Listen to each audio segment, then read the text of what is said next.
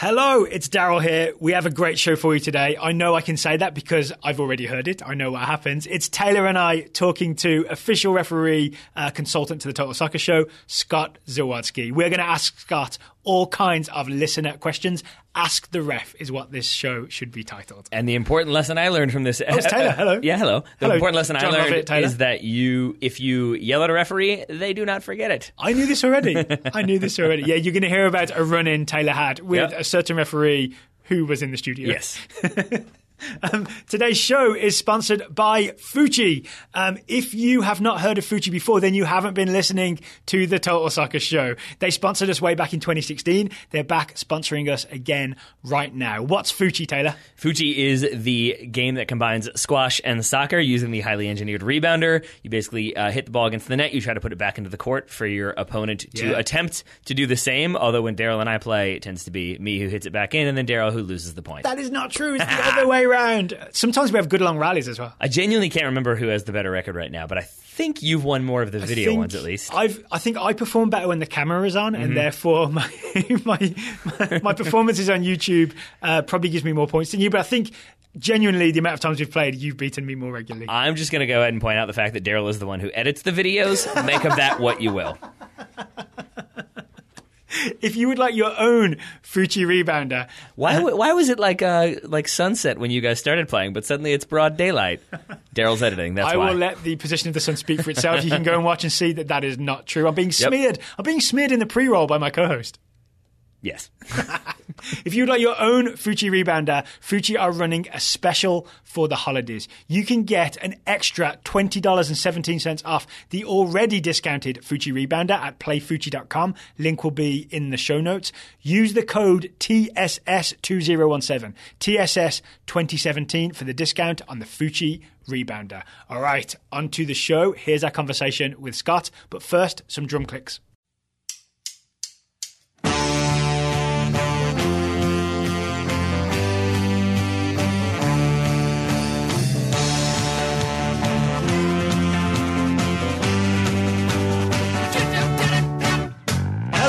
And welcome to the Total Soccer Show. My name is Daryl Grove. I never get any yellow cards. Sitting across the table from me is a man who's always in trouble with the referees. And to my right and Taylor's left, Mr. Scott Zawadzki, the official referee consultant to the Total Soccer Show. Hello. Good morning, gentlemen. Good morning. Great to be in the studio again. Good to have you back. First of all, I feel like I've gotten fewer yellow cards in my life than you have. I think we've established this previously. That can't be right. And have you had a red card before? That's the question. Never. So neither one of us has ever had a red. I think I've only had 3 yellows in my entire career. I got 1 yellow. What? Yep. I find that hard to believe. Challenge accepted. 1 yellow. Richmond City versus Richmond City over 30s. I took Frank Folco down. But never in your in your youth career? Mm-mm. No. Wow. Because I'm very polite. Yeah, That's right. Yeah, right. I'm not buying it. Anyway, hi, Scott. Hey. So Scott is local referee. You referee, well, I feel like every level. Every level, indoor, outdoor. Gee, so sometime in March and April, yes, every day. In fact, this past March I had 2 days off without reffing. And that was extreme. It was, yeah. Every temperature I've seen you refereeing. I refereed Saturday in 27 degrees, and Wow. I'll be heading down to North Carolina next, this coming weekend for what used to be the Castle Cup. I think you're familiar with that. You might have played that back in the day. I didn't realize that they had folded in with or been overtaken or just become NCFC. So yeah, it's a new name now, yeah. but the tournament formerly known as the Castle Cup. Last year I had a day in the 70s followed by a day in the 30s. So yeah, temperature does get around for us. All right, we've got 11 questions submitted by listeners in our Ask the Ref show. That's today, the Ask the Ref show. Fantastic. So we've given Scott a sneak peek, right? So you've had time to sort of figure out the ansans to these? I hope so. I hope so. Well, I like that before we started recording, we have a fourth official who check your answers. and VAR too. Before we started recording, Scott noted that you just got new cards. Is that correct? Absolutely. I'm ready to break them in this weekend. Yeah, so that's good. But I also enjoy that because the first question we have comes from Matt Koss, who says, why don't referees give more cards for talking back to the referee? Players do it all the time, and refs just seem to shrug it off. I have this question too.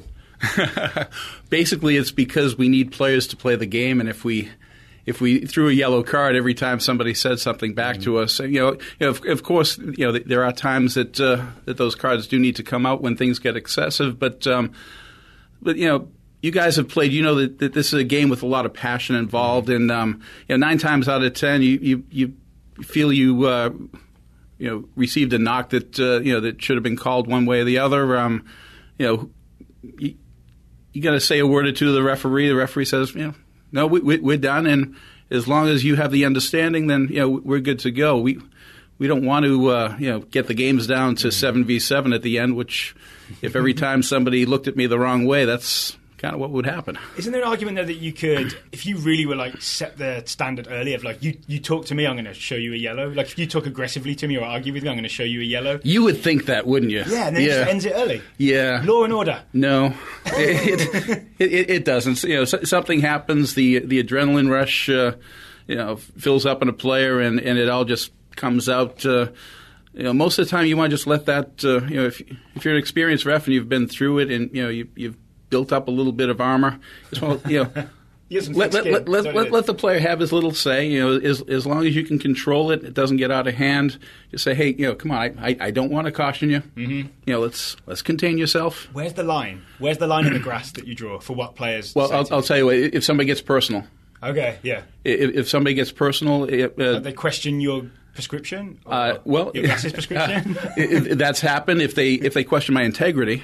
Right. If I get, why don't you just put on a green shirt and play with them, ref? That's questioning my integrity. That's telling me, hey, you're unfairly giving an advantage to this team deliberately. Right. Why don't you go play for them? That's a caution. You're going to get me. But if in a mean tone, if you say, it's time to check that GD prescription for the glasses, ref, you've crossed the line. You've got personal. Mm-hmm. Okay. So get personal, get a yellow.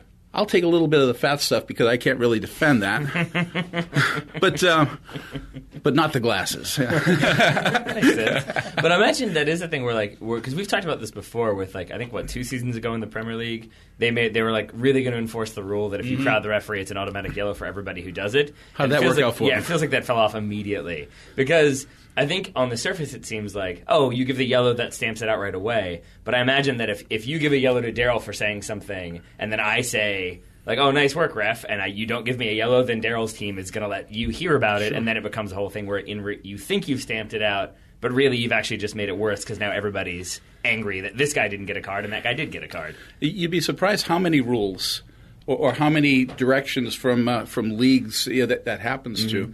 About 5-6 years ago, USSF put out these points of emphasis for us, and one of them was, hey, we want you to be extra conscious of people entering the penalty area on penalty kicks. Oh, penalty kicks. On penalty kicks, or same thing with the goalkeeper on the line. Yeah. We all know the goalkeeper is supposed to stay on that line during penalty kicks, and we all know that it never, ever happens. And why doesn't it happen? Because we allow them to take a little step, and that little step becomes a bigger step. You give him an inch. You gave him an inch. Sure. I mean, they took 6 yards. Give him out the cookie. Back when I played in the 70s, the rule was the keeper is on the line, not moving. Mm-hmm. As in not even left and right? Until the ball is touched. Huh. But keepers would move left and right, and referees would let them get away with it. So what happens? The rule gets changed because that's the expectation now. So we got the rule was the keeper can go left and right as long as they're on their line, and that was going to be okay. Then the keeper started jumping. Brianna Scurry. I blame her. I blame her running 3 yards off the line to win the World Cup, cheating for USA. Cheating for victory. Yeah. Cheating for victory, yeah. It's a great movie name. The Brianna Scurry. Well, that is definitely a good movie name. Yeah. I feel like that's about a British spy who's married in World War II. I feel like that's cheating for victory. I feel like there you go. But now there's actually in a section, not in the law book, but in another publication, basically directives for the referee. Is it guidelines? Guidelines telling the assistant referee who's watching the goalkeeper to alert the referee of egregious violations of stepping off the line. So scurrying, we call it. Scurrying. Ooh, nice. That's why we keep him. He's the English. He knows words. But yeah. So that rule is actually changing. I mean, who knows what it's going to be in 5 years? You know, when the whistle blows, everything's on. I don't know. We'll see. Well, that may be changing a little bit, but what tends to stay the same is direct versus indirect. So Josh Jackson wants to know, Mr. Zawadzki, when do you give a direct free kick versus an indirect free kick? I don't know the answer to this either. Do you really not? I mean, kind of, but not. Get it together. I couldn't nail it down. I'm going to just re-listen to this. What would you say? I honestly don't know. I assume there are certain types of fouls or infractions that are just designated direct free kicks and certain types that are indirect free kicks, but I don't know the two categories. Can I jump in really quickly to say we had a game this past weekend where a guy just got like scissor tackled right outside the box, and we got a free kick, and they're like, is it direct or indirect? And I was like, you have heard someone say that before, and you don't know what it means, but you know you're supposed to ask, because that is not open for interpretation. So with that said, Scott? It's like a line from Princess Bride. You keep using that word, but I don't think you know what it means. Exactly. All right, so I mean, you use the two key words, fouls and infractions. So a foul they're two different things. Okay. is always going to be a direct free kick. Right. And think of the easy way to think of what's a foul is any time contact is made between you and an opponent that stops play, it's a foul. Yeah. You charged, you tripped, you grabbed, or handling is the only exception. It doesn't have to be against the player. Those are your fouls, and those are direct free kicks. Everything else is an infraction. You throw in the ball and the keeper picks it up. Or a ball passed back to the keeper and he picks it up. That's an infraction. That's why those back pass, you get those weird free kicks in the area where everybody stands on the line. Yeah, where it takes 10 minutes for the referee to say, okay, here's what we're going to do. You guys in white, you all stand on the goal line. This is why I can never be a referee, because at a certain point I just be like, you know what, just play. Whatever, I don't even care anymore. Right. But everything else would be an indirect free kick. A misconduct where you have to stop play to issue a caution, indirect free kick for the other team. Basically, a foul is a direct free kick. Offside. It's a rule infraction. It's not a foul. Everything else is an indirect free kick. And when we stop play and have no idea why we did it, it's a drop ball. You say it's good rules. You say that's why you couldn't be a referee. You know what would be fun is if we get you guys doing a scrimmage, like a half each. Oh.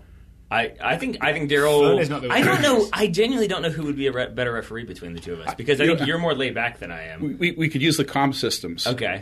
You'd coach us through it, would you? Yeah, I'd be an AR. I'll carry a flag for you guys. That'd be fun. I think I would let stuff fun go too much, and it would kind of devolve into me having no authority. I can see that happening. Because I think the times that I've tried to be laid back, both in terms of coaching and the few times I refereed, it was like, it's okay, guys, we're all friends. Okay, everyone gets red cards now. We could do an alumni game, Richmond City against Pink Panthers. And Daryl's going to ref that. There we go.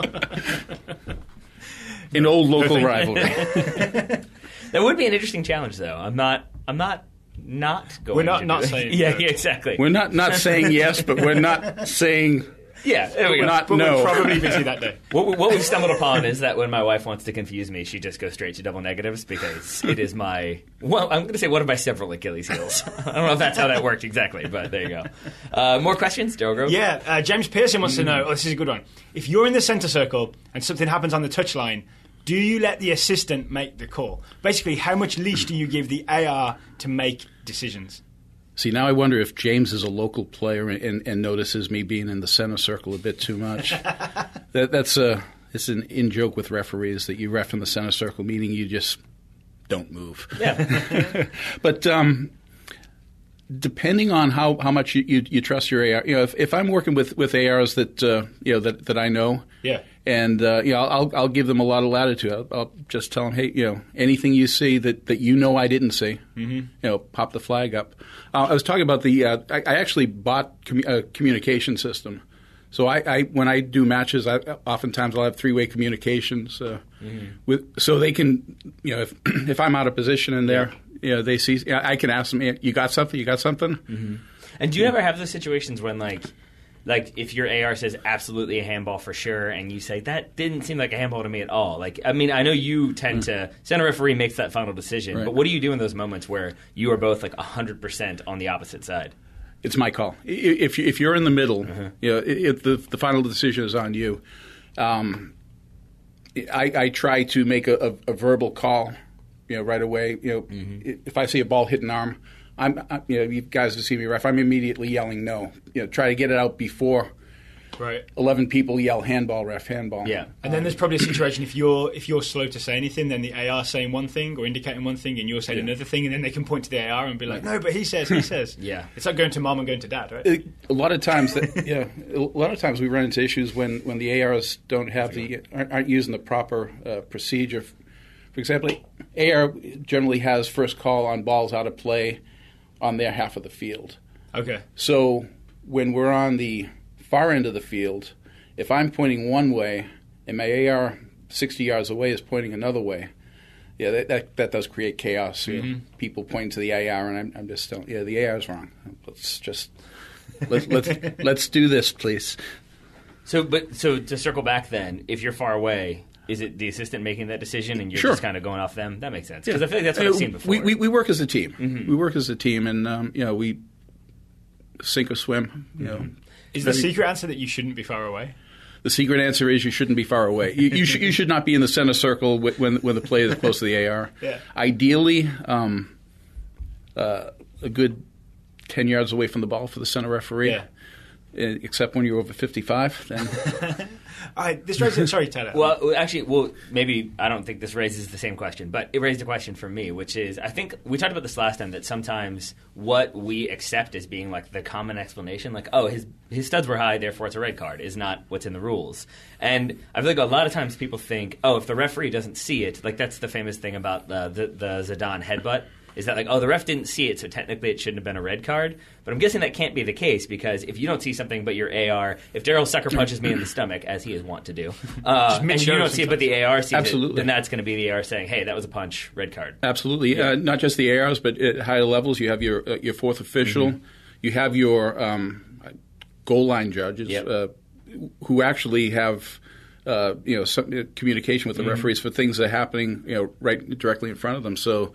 And we also have our visual assistant now for many leagues. It's a lot of safety protocols. Yeah. That works. Eventually, we're going to get it right. My question was going to be, how hard is it to follow play? Because sometimes, especially if you if it's a good standard game, someone can switch like a big diagonal ball from right back to left wing really quickly. Like it's not really possible to always be 10 yards from the play, right? Unless you're sort of no. Right? That's Usain Bolt. No. The tough thing for me is if we have a corner kick, I'm usually I have my standard spot where I want to be on a corner kick, and it's just outside the penalty arch, outside the penalty area. And if the defender gets a ball and boots it upfield, I'm watching the ball saying, darn. I hope that comes back. Run. I hope a defender clears it back in. But that's when you really depend on your backside AR.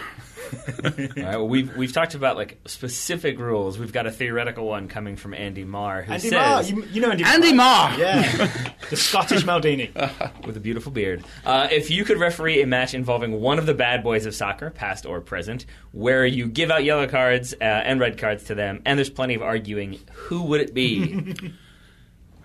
How did Andy Marr? Certainly not the bad boy of Richmond soccer. I would say no. Come up with this question. I mean, Andy's probably raised his voice once to me in 13 years of soccer. And when he did, I knew whatever the call was, I made it wrong, because Andy Marr does not raise his voice. But he is. I mean, Andy's Scottish born, so I imagine he grew up watching some like proper hard men put proper hard tackles on people. So I imagine that's part of where this comes from. Yeah, but actually, thankfully, you guys gave me this question ahead of time, because I've told you before, I watch so much soccer on the field that I really limit what I watch in the World Game. I'll catch my New England Revolution lowlights, and and I'll catch U.S. national team matches. But that's and in Liverpool. I'll try to watch Liverpool. But outside of that, that's a shame. Yeah. I'm kind of a vacuum. But I did do a Google search on soccer bad boys, and one of the first pictures that showed up is the guy that was in two of my favorite movies of all time, Vinnie Jones. Bullet Tooth Tony and Big Chris. There you go. Yeah. I don't really have a tough time with locally with bad boys. There are players in the Richmond community. I can think of one, but I don't want to. Yeah, don't name any names. We'll call him RJ. I was about to make a similar comment. But I know referees that just hate to officiate this guy, and I get along. I just get along royally with him. I've probably given him 3 cards in really? in the time in one game. No. I threaten him by unfriending him on Facebook when he gets a little loud. So is there an element of dealing with that where you sort of like compartmentalize it in a way where like a player's going to sort of yell at you during a game, but they're going to be okay afterwards? Yeah. Is that how it works? Yeah, I think so. I think if I would not be able to do that. I don't think. It takes time. I certainly wasn't that way when I started, but. If you know that people are going to be loud and you just let them do their thing and say, hey, next one's a caution. I don't want to do the paperwork, but I will.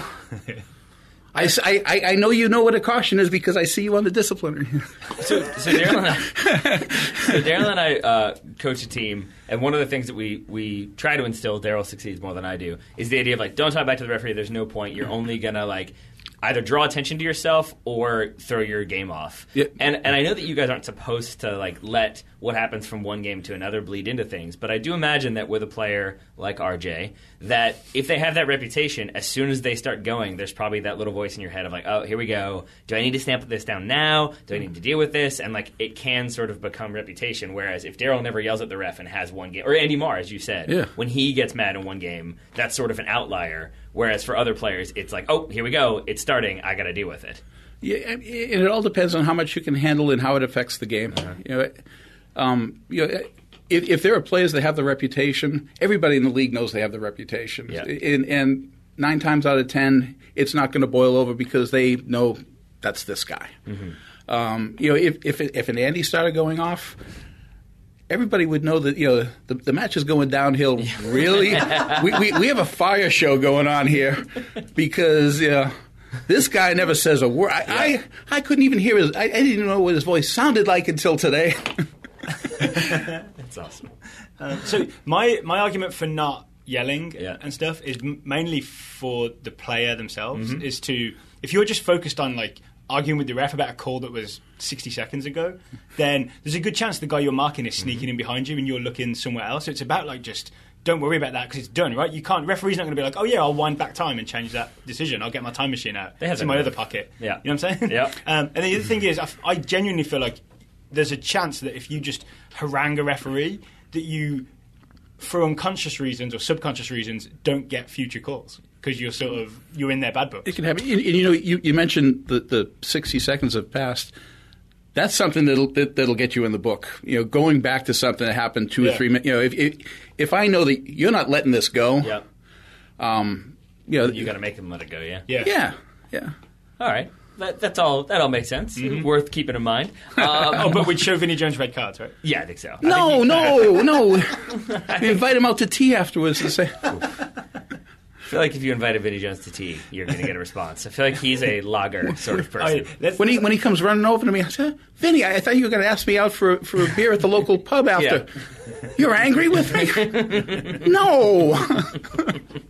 Set an example for little Chris. Yeah, there you go. Exactly. Mark Freiler and Hunter McGaughy. I don't know. Scott, you're from Boston. How would you go with that one? McGaughy. All right, cool. Had a similar question. We call him Hunter Mac. Hunter Mac. Okay, I like that one. What things about the rules, commonly said by fans or pundits, have little to no basis in the actual rules? Mostly everything. Is the one that stands out? I hear a lot during time added. Yeah. Here's where the announcer, the referee adds 2 minutes and it's 2 minutes and 1 second, and you hear the commentator said, well, the game should be over. The referee's adding more time, and that's simply not the case. Added time is if you add 4 minutes, that means at least 4 minutes. It could be 4 minutes. It could be 4 minutes and 59 seconds. There could be time added on after that. I think the problem is that the TV producers obviously are aware of added time, and so they put it on the screen. It'll say 90, then it'll say +4, and then it will count up. So, and I think it makes people think that's official, right? But that's the only place where that is displayed. Is on the TV screen. It's not in the stadium. I believe in the stadium, the clock just stops. Yeah, the clock just stops. I've never refed at one of those big stadium things with the clock going to 90. That's for the fancy refs. Other things. Commentators don't understand the handling violation at all. Everything. In fact, I saw that video. Was that you guys posted? Yeah. Ooh. So we had a conversation about this. Maybe, we can get into it or not. Sure. But I still think it was a correct decision, which is maybe insane because we just completely saw it, and maybe this speaks to the difficulty we're watching the being same a referee. Video, right? But Daryl is convinced it went off of his ribs. No, like his back shoulder blade. Okay. Oh, really? And I saw it hitting his arm. Now, I saw his arm close to his body. thought it hit his arm, but what I saw was as soon as the attacker hit the ball, that player was pulling his arm in as close as he could to his body. Yeah. He was doing everything he could to avoid to avoid the handling, and whether his arm was next to his body or his arm was out where it was, that shot was going to hit his arm. You can't saw off your arm mid-play to make sure that the ball doesn't hit it. I mean, dedicated defenders would, Scott. Well, Johnny Evans would have. Yeah, exactly. But I think that's one if, and I'm sure I don't even know what was that World Cup. Was that like an important match? It was a World Cup playoff. They're not going to the World Cup because they're not going to the playoff. Well, they may not have. It might have gone to kicks, I guess. Yeah. So we don't know that the referee ruined their chances. They might have blown it in kicks, but I think that's one if they had that video assistant replay. I think the referee may have seen that arm was coming in, and whether that arm was pinned against his side all the way through, or it was where it was that ball was destined to hit his arm. The ball was going to hit his arm. It wasn't the arm going to the ball. So is that gets to the thing of intentional handling? Is that in the rules, or have I imagined that phrase as well? Deliberate handling. Deliberate handling, right. Yeah.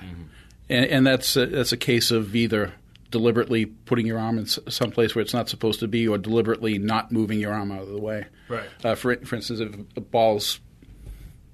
if a ball's coming at you and your arms are by your side, and you just stand there and let it hit you in the arm, even though you're seeing it all the way it's going towards your arm, that can be handling.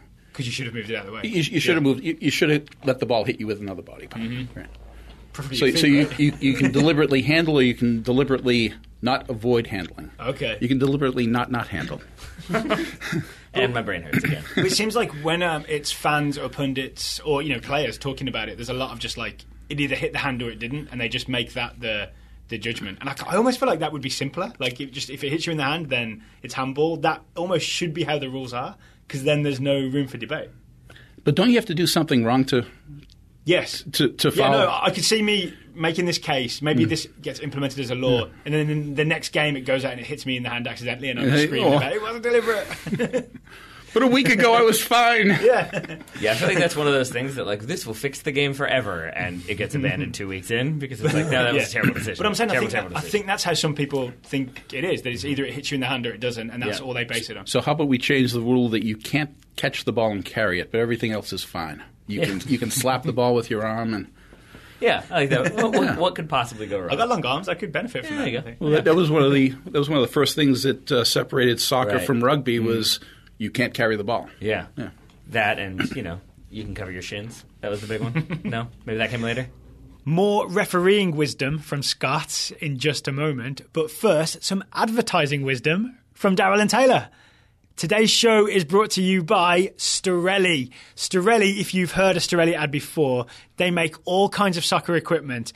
our favourite one is the Speed Grip insole, which does exactly what it says on the tin. Mm-hmm. It doesn't come in a tin. I played last night indoor, feeling a little bit slippery. I didn't feel like I had the touch and the acceleration I needed, so I'm excited to put the Strelly insoles in and see what happens. So we each have a pair of insoles have arrived in office from Strelly, the Speed Grip insoles. We haven't managed to get them in our boots yet and get them on the field, but we will do very soon, and we will report back. We are going to assume that it works as advertised, and as advertised means that the grip, speed grip, on your sole, it sort of forms a not like a chemical bond. Your foot is not stuck to it, but it feels like it's gripped tight around your foot, so there's no slippage when you run with a Speed Grip insole in your soccer shoe. And the lack of slippage means more traction, means more speed, means more control. Yes, and we can't say it has worked for us because we haven't used it yet, but we can say it has worked for... The second part of that sentence is very helpful. Yes, but we can say it has worked for Jesse Lingard, for Rocky Rodriguez, for Cesar Azpilicueta, and for Iker Casillas, because they are all on that website wearing various pieces of Strelly gear. They are spokesmodels? Yes. Jesse Lingard, spokesmodel.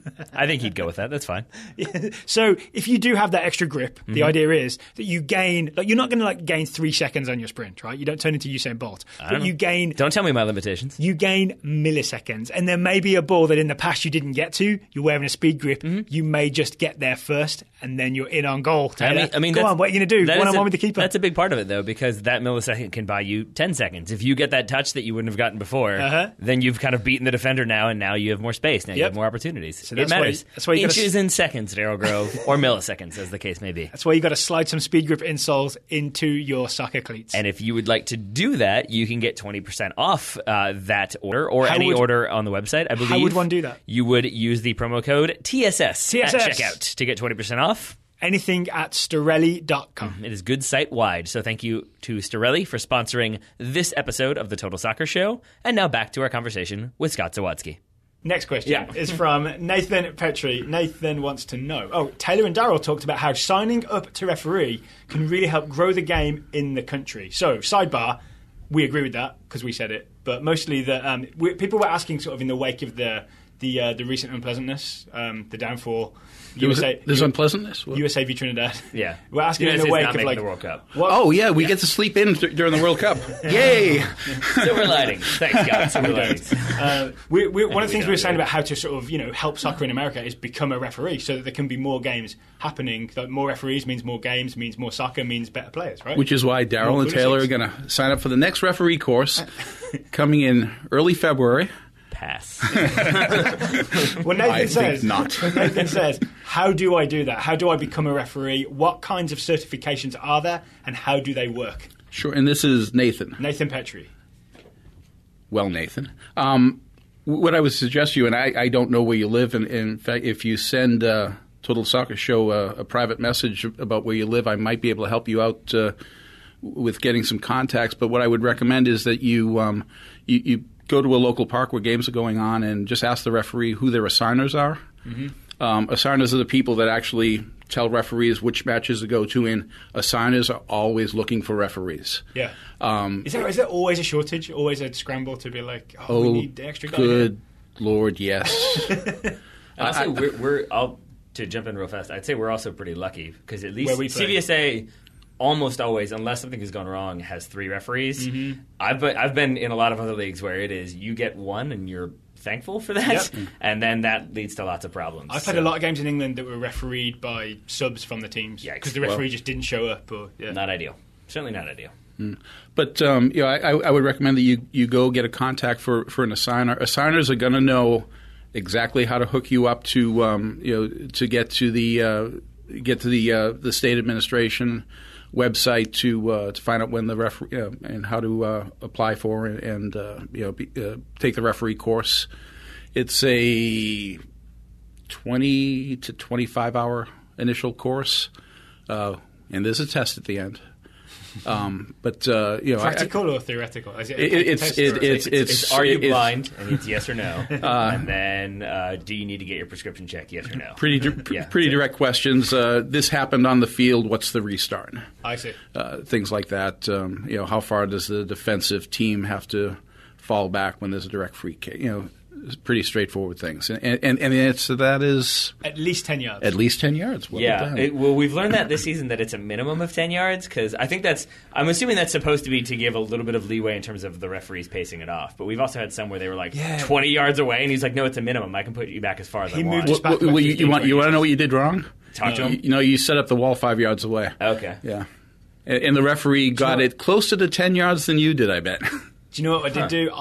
So it was a free kick sort of down the right-hand channel, and I think it was only me at the moment with that like right winger, and I was at the left centre-back, and I'd gone over. You stand over the ball? I stood over the ball just to slow it down so that the rest of my guys could get back. Did you not get cautioned? I mean, I did it enough to be like slowly walking. I mean, I was making a motion away from the ball, but I wasn't giving him enough room to you take cheated, but you cheated in a way that so to tell the referee, I'm going. Yeah, but then he made sure I'm moving. So that's what it was, right? Probably. It's my fault. Yeah. Well, hold on, but I'm confused. So in that moment when you committed the foul, stood over the ball, had the player already said, "Can I get 10 yards?" or was he trying to play? So is that then the denying the restart? Because the rule is that you have to give up the 10 yards automatically without them asking. Yeah, I should have just jogged back 10 yards immediately, right? Hey, let's jump back. No one's going to do that. Jump back to one of those silly things people say. Players, he never asked for the 10 yards. Yeah. You don't have to ask for the 10. You have to give the 10 yards. Really? Read your rule book, son. So then if I stand 5 yards away then and they take that free kick and he never asked for the 10 yards but I'm standing 5 yards away, if it hits me, is that going to be an automatic yellow card to me? No, because they can always take the free kick. What'll get you into trouble is if you're standing 5 yards away and he's doing his run-up and you make any motion forward. Okay. So if you're 5 yards, I'm going to stand up away from the microphone. Yeah. Don't do that. So if you're 5 yards away, the kick is coming up, and you raise your leg straight out to try to block the ball. Yeah, you could. Yeah, that makes sense. I guess I'm confused why it would have been a yellow for Darryl because that doesn't seem that different to me if he hasn't asked for the distance yet. Deliberately delaying the restart. If I'm deliberately doing it, as opposed to just standing. If I stood 5 yards away, then I guess it's not so bad. Yeah. Okay. If I stand 1 yard away and look threatening. That's an easy unsporting behavior. Yeah.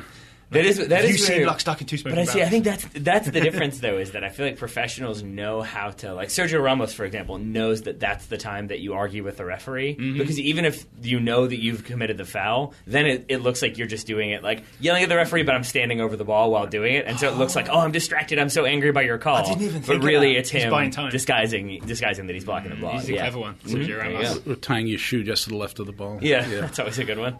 I'll remember that one. Yeah. I'll remember that you know that. Coming soon in spring 2018 CBS8.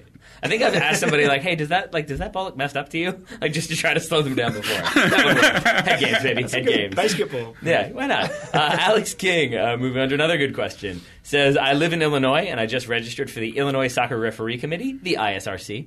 I want to start officiating the game, and I was wondering if you had any pointers for someone just getting started." Alex, welcome to the dark side. Alex, what I'd recommend, I unfortunately don't know your age, but I would make it a point to touch base once again with your assigner. Make sure your assigner knows that you're a brand new ref, and let them know that you're serious about growing in the game, and that you'd like to start out at easy matches with a couple of experienced referees. I would also recommend that anytime you get to do a match, ask for feedback from the other two referees if they're experienced. A lot of referees will give you their comments whether you want them or not. So at the beginning, it's always nice to ask for them, and take some advice. If you think it's contrary to your personality, toss it away. Don't quit in the first 2 years. Suck it up. The first 2 years are going to be tough. Why is that? Why are the first 2 years tough?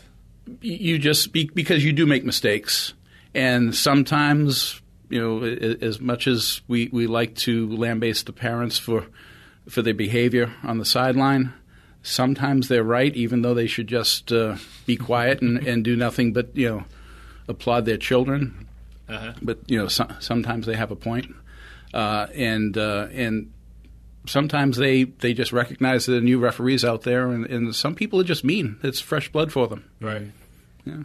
So, but if Alex is walking out to his first game, he's spoken with the signer, he's going out there to be the center or the AR. Are there any things that you would encourage him to keep in mind? Would you say, firm but fair, or would you say just do your best? I would just tell him, your first match, you're going to be nervous. I remember my first match. I was 38 years old when I started reffing, and my first match in the middle is a match that I would just laugh at that I got this U12 girls low-level match. This is going to be fun. But back then, it was my first game, and I was nervous as heck. I said, these are 12-year-olds. They're going to eat me alive. They've played for 2 years. You just go out there and have fun. You got to be nervous. You're going to make mistakes. Check in with your ARs at halftime. Get some feedback, and come back next week. And a shot of bourbon before every game. Ooh.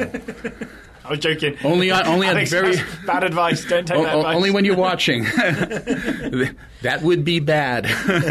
Yeah, I think when I first I did get my ref's license when I was 16, I think. And I think you had it. Oh yeah. Well, it was. I mean, not enough to remember anything, and the rules change somewhat. So I'm sure I'm way out of date on a lot of things. But I remember the very first game, I thought a player was injured, and she stayed down, and I didn't know what to do, so I just stopped the game. And then she just stood right back up, and I was like, I guess keep playing. I was I don't know what I'm doing here. Yeah, I think there are definitely those moments you probably got to improv and just look like you're oh no, I was totally in control that whole time. Yeah. So actually, that's a question that I would sort of ask on Alex's behalf. Should you, if you've made a mistake, maybe just pretend that you know what you're doing, even if you don't? Is it like a fake confidence until you have it kind of situation, or is that going to get you in trouble? It's when I question my own, sometimes you have to make a call. Mm-hmm. And because indecision's worse, right? If you stand there just being I don't know. Well, there are times that you can't not make a call. You have to stop play and call something. And there are times that I'm looking at it, and I know my ARs aren't going to be able to help me because of their position. And best guess, we're going out. Mm-hmm. And attacker comes up and says, "No, you're wrong." I'll tell him, "Yeah, maybe." I'll give you that. I might have missed that. I had a tough angle on it, but that's that was my best guess. All right, so that works so often. Really? Yeah. Yeah. I mean, I've been in games where you've done that, and I feel okay. That's fair. Yeah. Right? Because you're not sort of disguising anything. You're being honest, but you're also being authoritative in terms of I've made a decision. And that is how it is. Yeah. I may have gotten it wrong, but we're coming out. That's that was my best call at the time.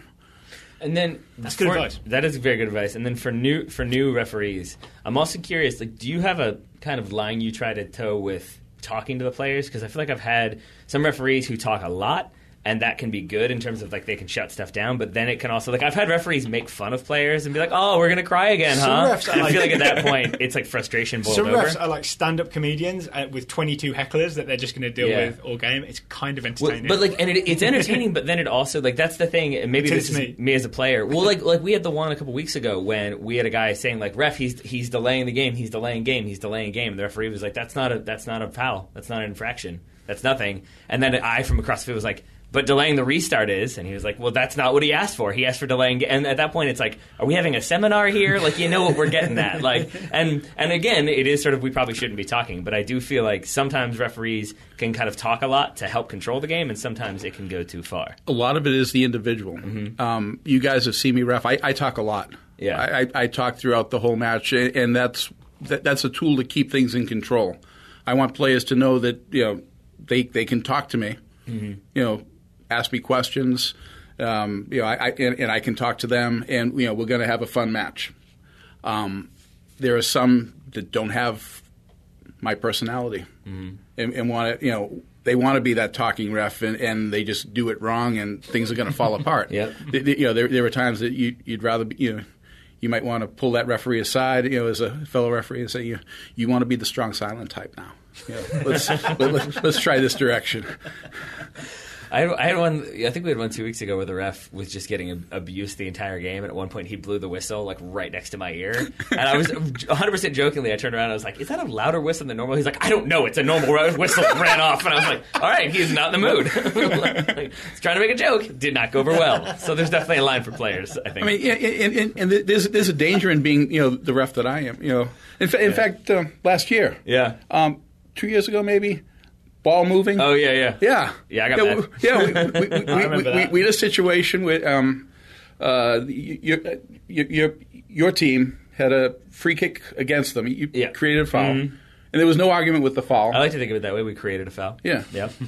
I'm heading upfield. My AR is probably checking the offside line, and ball goes into play, and all of a sudden I hear everybody yelling, the ball was moving, the ball was moving. I look back to my AR, look to my other AR. Yep. Nobody sees it. I said, come on, guys, we got to keep going. Come on. And you didn't take too kindly to that. And that's what I said earlier with Daryl is that like I definitely try not to engage with the other team and with the referee, but I think I have those moments where it just and like we've talked about it before, like with players like getting really mad and circling the referee, like you're never going to change the ref's mind, but in that moment it is really difficult, and that's the thing where you then have to. Like, and it's a sport of passion. Yeah. And I think I apologized to you afterwards. And you got a goal scored against you. That was why I was. Yeah. Oh no, but you were angry before the ball went in. I mean.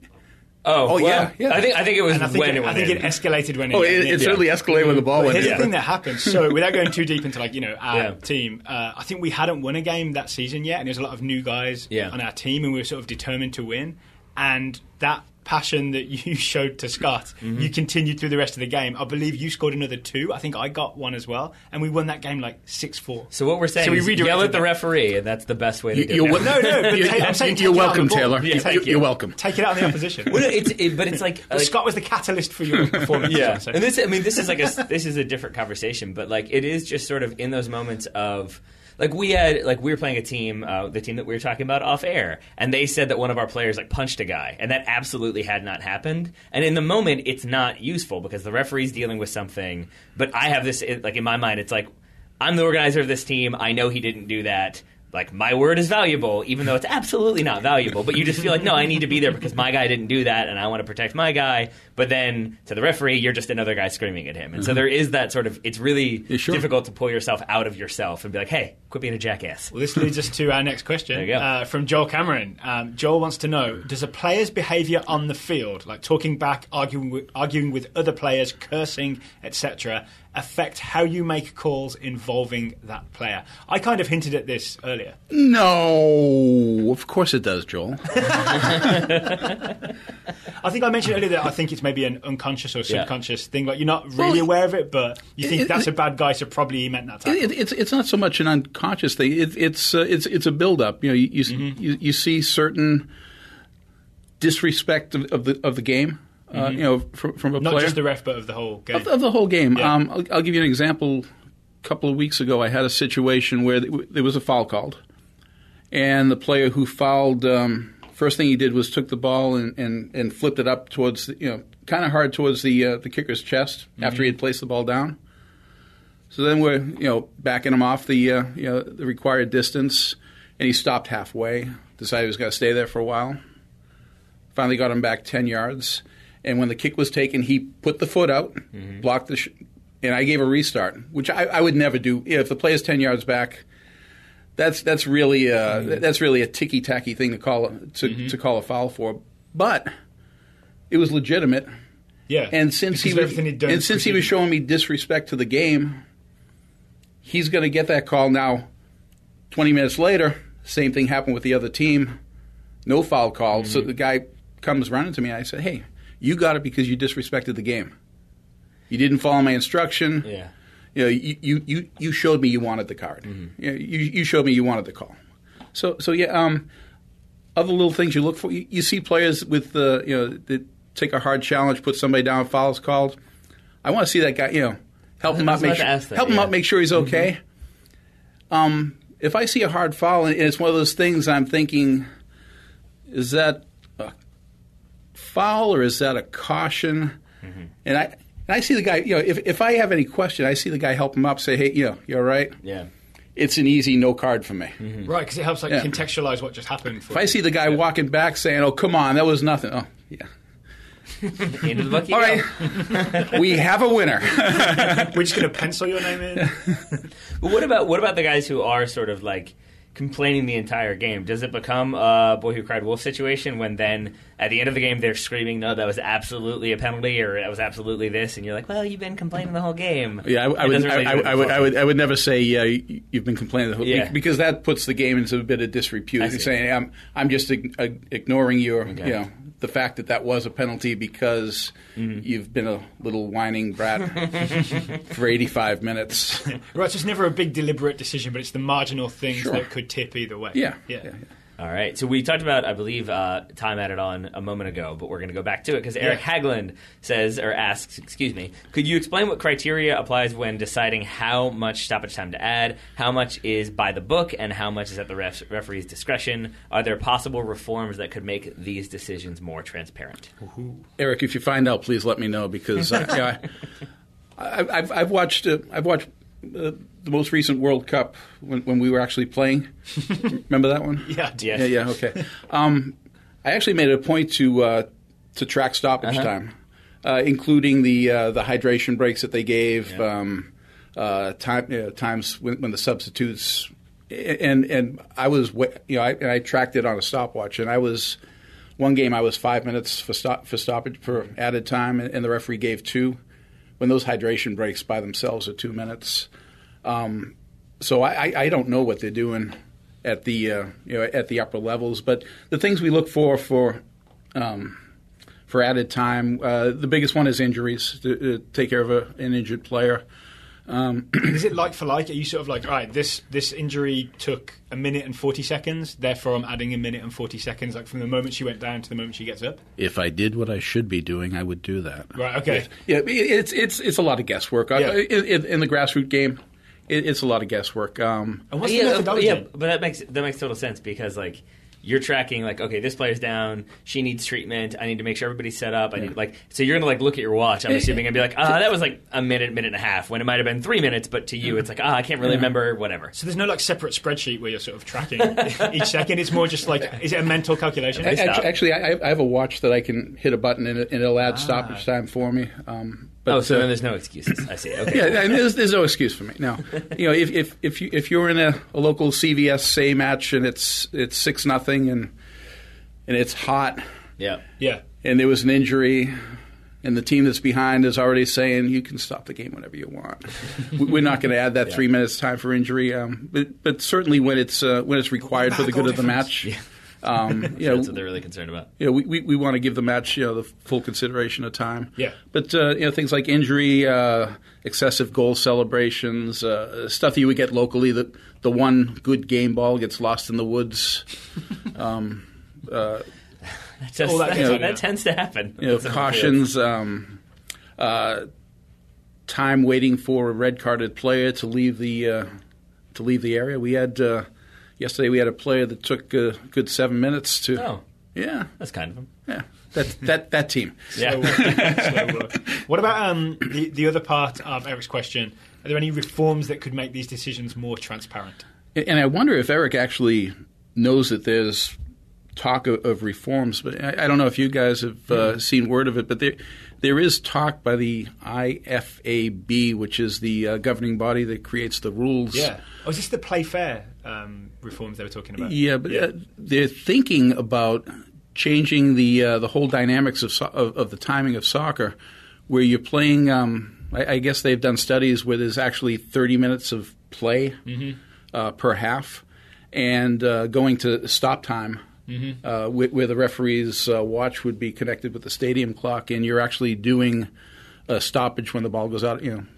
Wow. Ball goes out of play. Anything like that. If I remember, the games would be 60 minutes long, but then they're probably going to last 45. Yeah, but it would stop and start as the ball came in and out of play. Oh, I see. Like all other American sports. Yes. That's interesting. So the idea then would be to basically eliminate the motivation for time wasting. But then you also go into the baseball model where a game used to take 2 hours to complete, and now it's 4.5 hours. Or at least you can't guarantee, right? And I think one of the things that they were going to add to it was that the half would not, or the game would not end until the ball was physically out of play. So we don't have to worry about the clock counting down to 0 on a breakaway. Oh, that makes sense. Yeah. Okay. And the team ahead, all they really have to do is get control of the ball and boot it into the next county, and we're done.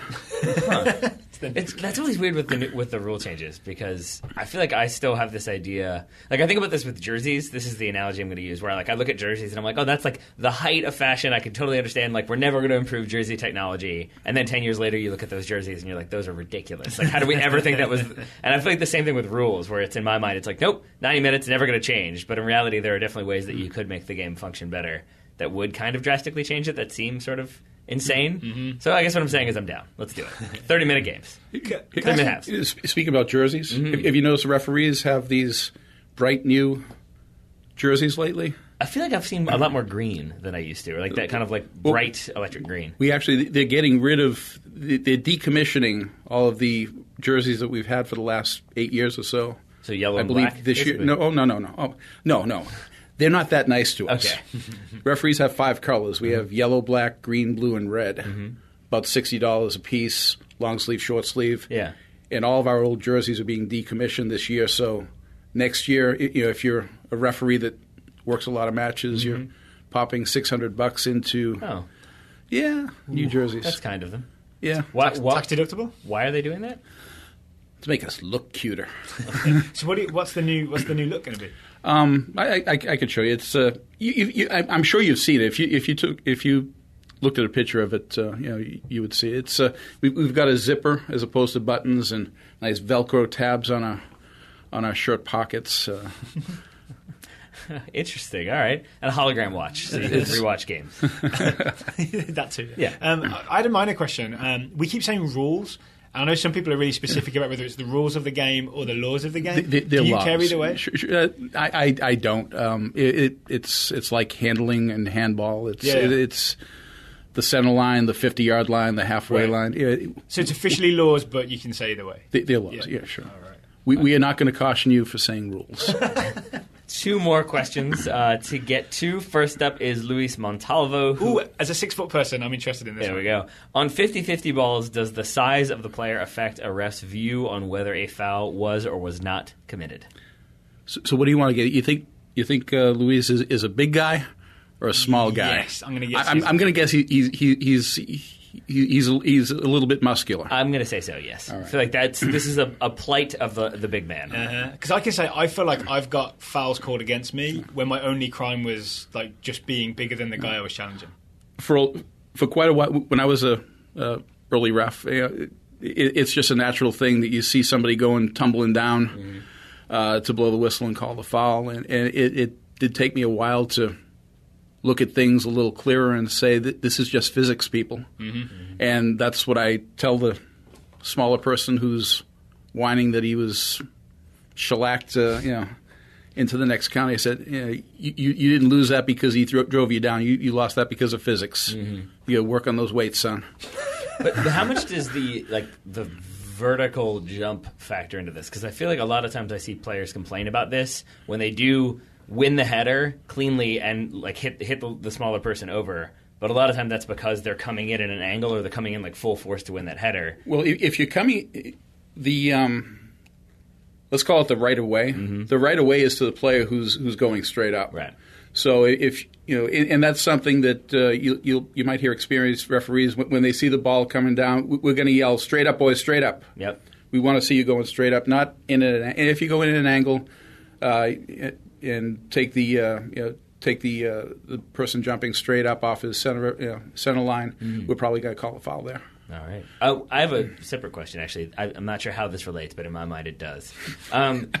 When you have, I think it comes about from like say you have 2 people going up for a header. I feel like what happens a lot of the time, or I hear this, is like, "Hey ref, he shoved me in the back," or "Keep an eye on that, he shoved him." Like when a person says, "Hey, this keeps happening," do you actually take that into account, or are you just like, "Sure it is, whatever, I'm moving on"?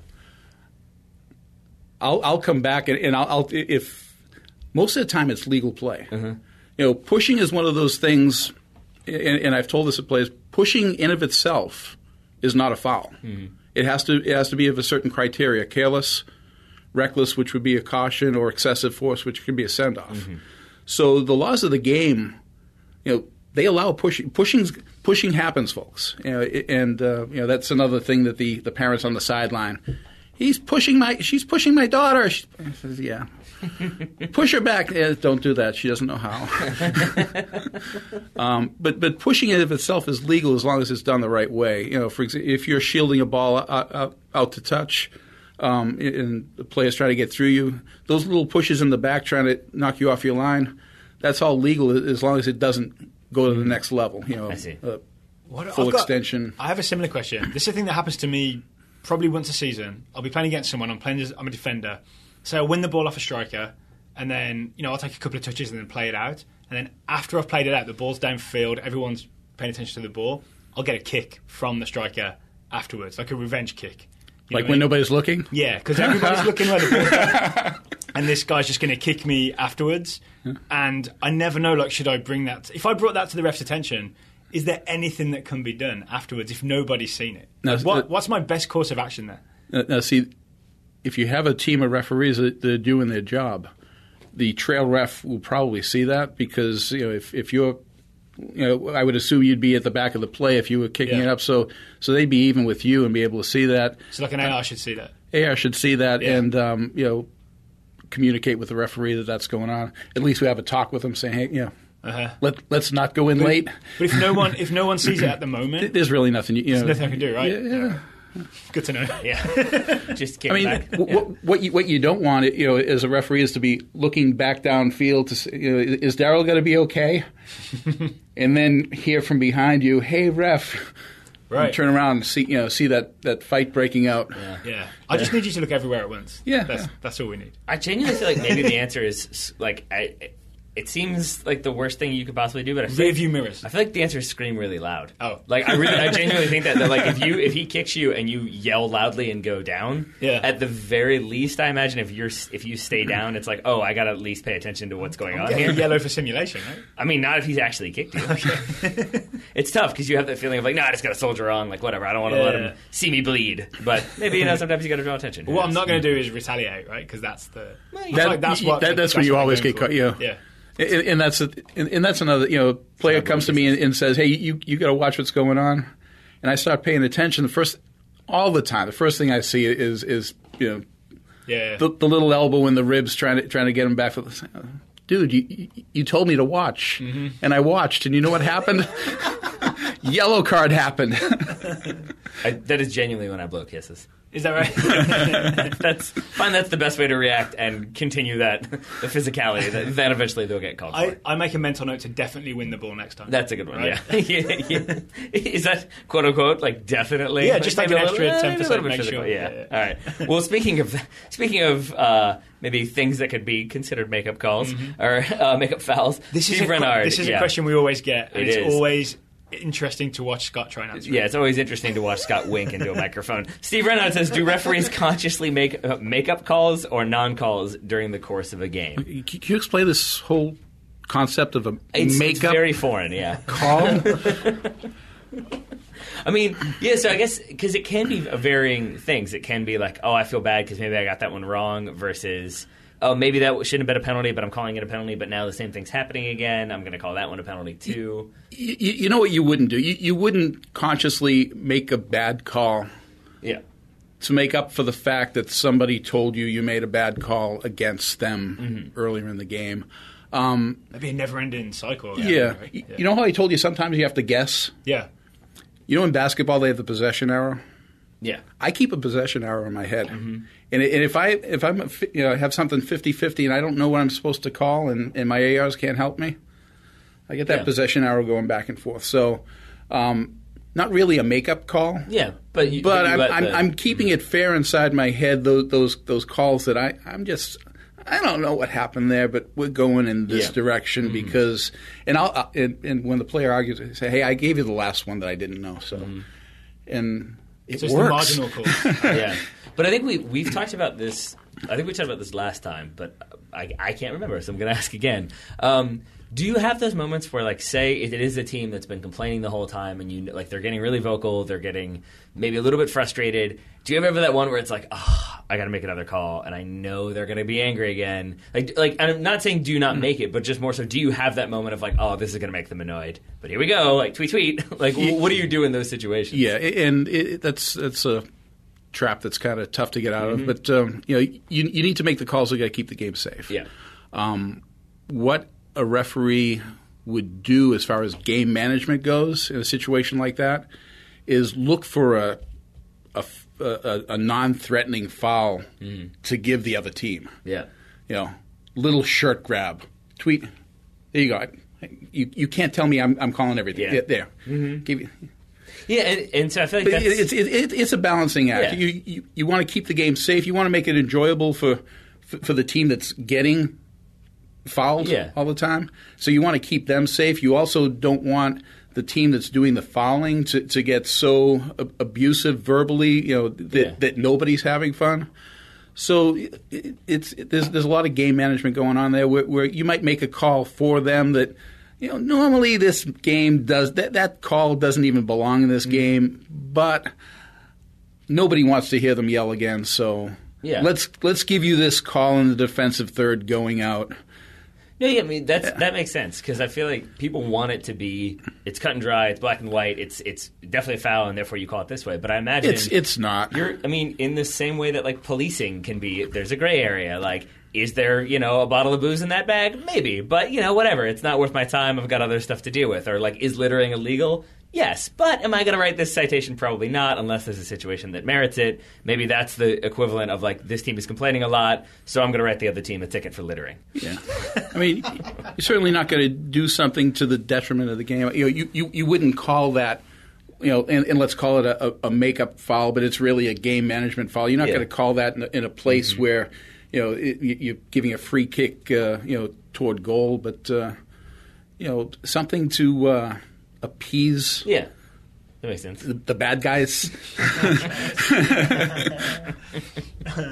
All right, we've done 11 questions. We sure have. 11 in an hour. questions with Scott Zawadzki. Yeah, perfect timing. Scott, we'd be remiss if we didn't invite you to let people know how to follow you on Twitter. Well, you can follow me on Twitter at Papa, P-A-P-A, _Zane, Z-A-N-E. If you have any questions, actually now the Twitter is opened up to 280 characters. Yeah. I may be able to answer questions in detail without abbreviation. So, and also, of course, can we do a hashtag with this so that we can track it? We want to do hashtag Ask the Ref. Hashtag Ask the Ref. Sure. At Papa Zane. We'll put Papa all Ref. At Papa Zane, hashtag Ask the Ref. We'll put all of that in the show notes, and then and of course, if you had any questions, you can also send them to Total Soccer Show. Yeah. And they know where to find me. And then I'll make up answers, and then Scott will say that's wrong. That's wrong. Perfect. Well, Scott, thank you for taking the time to talk to us today. Oh, thank you. Always a great time here. Taylor, thank you. Right back at you, buddy. As always, listeners, we'll be back with another TSS very soon.